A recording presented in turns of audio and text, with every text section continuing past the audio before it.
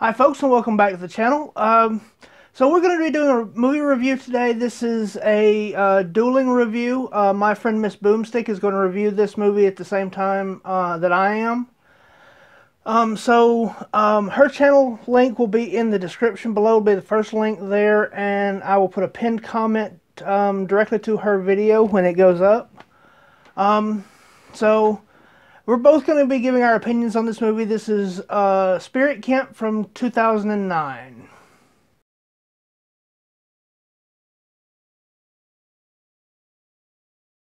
Listen, you girls be good now and don't do anything I wouldn't do. Yeah, we'll try not to knock up any strippers. We can go now. What brings you out this way? It's not exactly good news. Teddy the Butcher escaped from the palace last night. He butchered 2 teenagers. Did horrible things to the young girl. He's a killer, all right? Well, I know you could be the killer.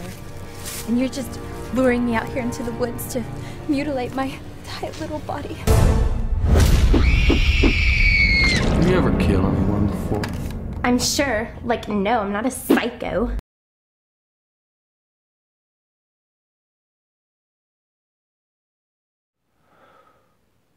Alright, so as you saw from that little clip, or those little clips of it, not exactly what you would call a big budget blockbuster here.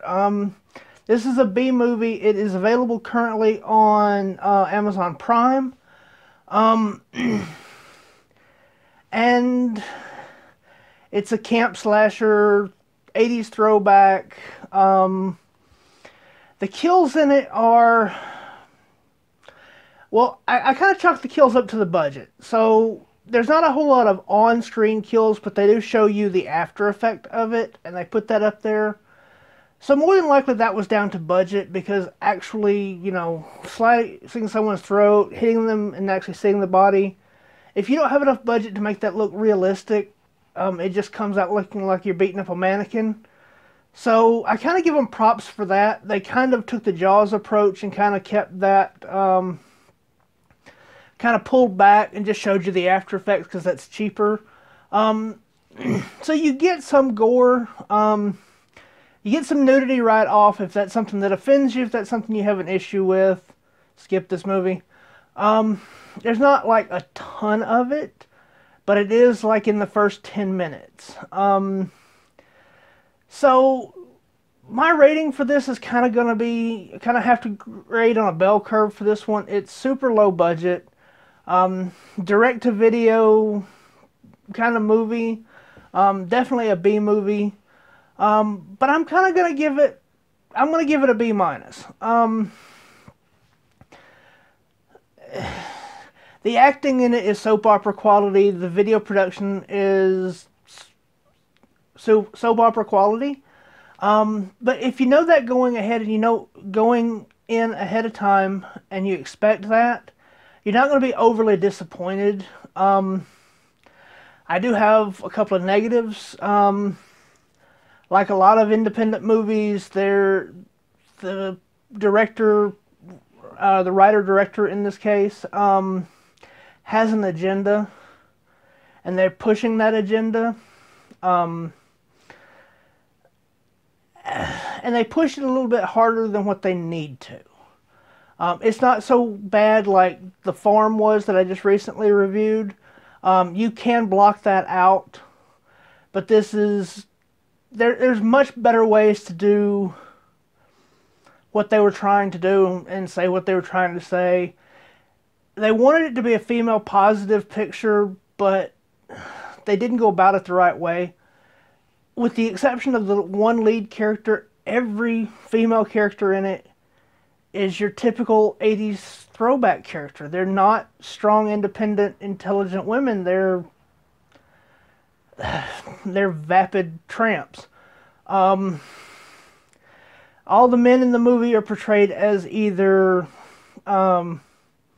extremely effeminate and useless, or they're perverts in some way or another. It's just not the way that you want to get that message out. You want to build a strong female audience, and you want to build a strong female characters. You don't do it with one single character, and that's what they tried to do. It's kind of, as you can tell by the title and from the clips on it, It's definitely kind of, what was that movie? Bring It On meets Friday the 13th with a little bit of Porky's thrown in the middle. So, like I said, I'd give it a B minus. If you enjoy low budget, check it out. If low budget is not your thing, if indie films and B grade movies aren't your thing, you're not going to enjoy it. The twist ending on it is pretty easy to see coming. The final fight at the end of it, it's average. It's middle of the road average. It's not great, but it's not atrocious. 99% of the effects in it are practical, so there's a plus for that. Like I said, the kills aren't on screen, but they don't. It's not a bait and switch. You get to see the aftermath, and that's just up to budget, in my opinion. I think that's just the way that they had to do it, so I don't fault it for that. There's one scene, it's CG, she's on, the final girl's at the top of a cliff. She obviously is afraid of heights, strange for a cheerleader, but anyway, you know, she's obviously afraid of heights. She looks over the cliff, she looks up, and it's a blue screen. They couldn't afford CGI, it's a blue screen. And it looks dated. But that's really the only thing that there's an optical effect of. I won't call it CG because it's not. This is really the only optical effect in the movie. So you can't fault it for horrible CG.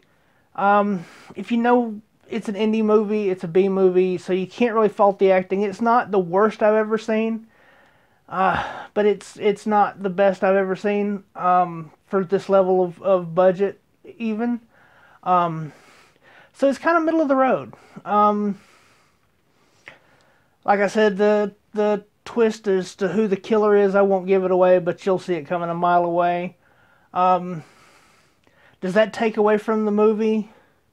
Some, but if this is your kind of movie, then, you know, they never show it until right at the end, but you figure it out, if nothing else, by process of elimination.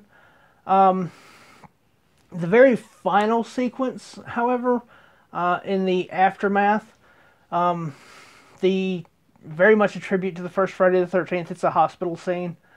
I actually liked the twist that they put into it there. I liked that whole conversation at the end of it, but the killer twist, I saw that one coming. The one at the end, I was expecting some kind of pop-up jump scare like they all do, paying tribute again to Carrie and Friday the 13th and whatever else along the way, but they didn't go that route. They went a story twist. And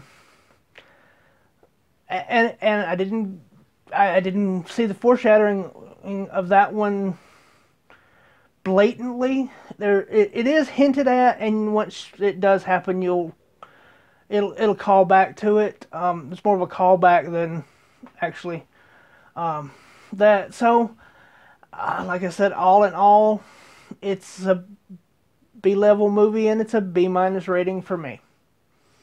So thank you guys for stopping by. I really do appreciate it. After you watch this video, please go check out Miss Boomsticks and leave her a comment there. As always, the advocacy links, my personal links, and all that are down in the description below.